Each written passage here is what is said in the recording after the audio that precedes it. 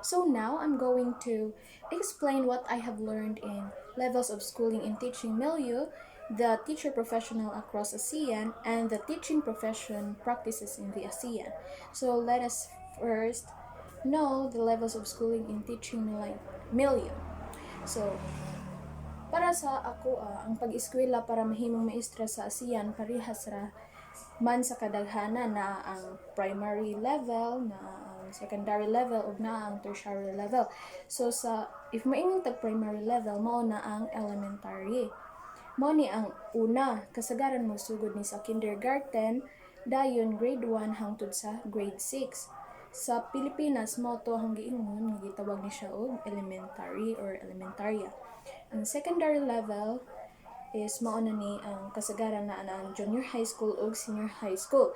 Human ani, pwede na mo college o mo trabaho. Sa Pilipinas, ang junior high kay grade 7 to 10 ug ang senior high kay grade 11 to 12. Kinahanglan nga makaagi ani nga level para makatudlo sa elementary. So ang tertiary level or mao na ni ang college. Mao na ni ang sunod human sa basic education or elementary o sekundarya. Dinhi mag-eskwela og kurso para mahimo maestra sama sa Bachelor of Education. Kinahanglan ni para makatudlo sa bisan asa nga level, elementary man or secondary level.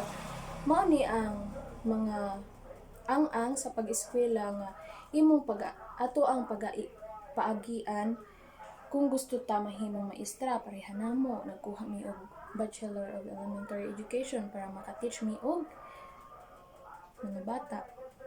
So kinahanglan nga makahuman ka niini tulo para makatudlo ka sa mga bata sa eskwelahan. So let us proceed to the teacher professional across ASEAN. So mga maestra sa nasod sa ASEAN, parehas ra sa kadaghanan sa ilahang preparations or sa ilang mga pagpangandam. Pag-eskwela sa mga maestra, lahi-lahi gamay ang ilahang pagtungha para mahimong maestra. Ang uban, human sa grade 9 o grade 12, mo eskwela pa og dugang para mahimong maestra para makatudlo sa junior high, kasagaran kinahanglan sila makahuman og college or kolehiyo. Importante nga naa sila practice sa aktual nga klase para makakatun or pariha ng tutorial or tutor. Parehas ra ang mga nasod sa ASEAN silang pagbansay sa mga maestra, pero naagi hapoy ginagmay nga mga kalahian. So unsa ang gitudlo sa mga gustong mahimong maestra? Importante nga maayo og hanas ang mga maestra. Ang ilang pag-eskwela nga nagtutok sa upat ka importante nga butang. Kinaunhan is kinatibuk ang kahibalo para masabtan nila ang ilang kaugalingon o ang kalibutan.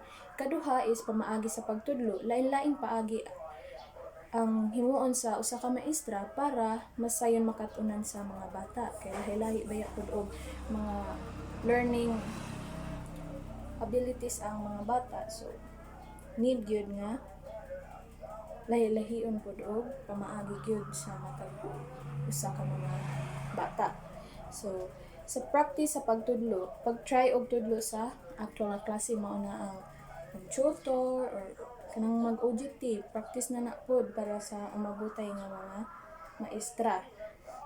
Nya, ikaupat, special nga kahibalo. Kahibalo sila sa ilahang itudlo nga subject.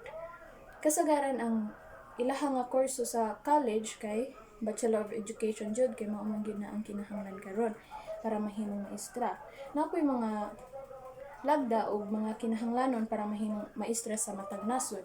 Importante nga ang mga maestra karon kamao sa bag-ong teknolohiya, professional, ug maayo motudlo ug adunay maayo nga kinaiya ug adunay igong kahibalo. So sa last, the teaching profession practices in the ASEAN.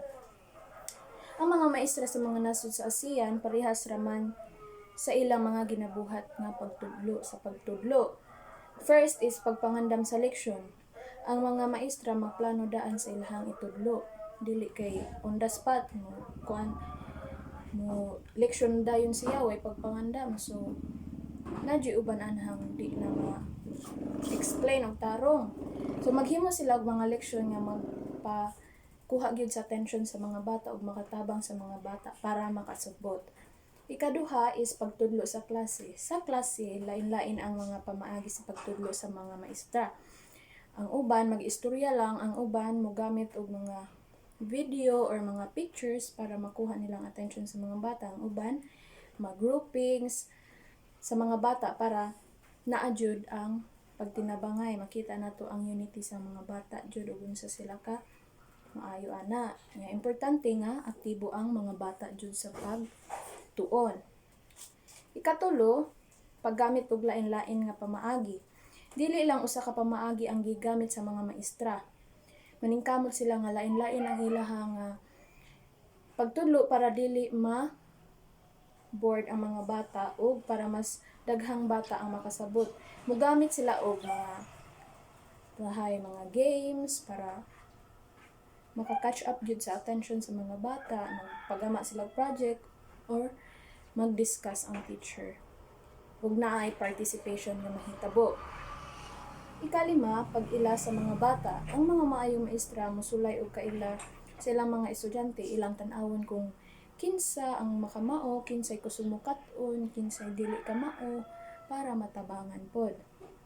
O kinsa ang nanginahanglan og dugang nga tabang, mao jud toy need nga tabangan jud. Ikaunom, pagtimbang-timbang sa pagkat-on. Human sa leksyon, susihon sa maestra kung kinsay nakakat-on nga mga bata, maghatag sila og mga quiz or assignments para matest nila ang ability sa usa ka bata if dali ba siya maka-catch up sa lessons. And then, ikapito, pag-uban sa komunidad. Usahay ang mga maestra mo apil sa mga kalihukan sa atong komunidad para mas makaila sa mga ginikanan o sa palibot sa eskwelahan. Ikawalo, padayon nga pagkat-on. Ang mga maestra dili mahulong sa pagkat-on. Mag-attend sila og mga training, na ako'y usahay po seminar para mas kagain sila og knowledge sa pagtudlo. So sa kinatibuk-an, ang mga maestra sa ASEAN naningkamot nga mahimong epektibo sa ilang trabaho para makatabang sa mga bata nga makakat-on og maayo.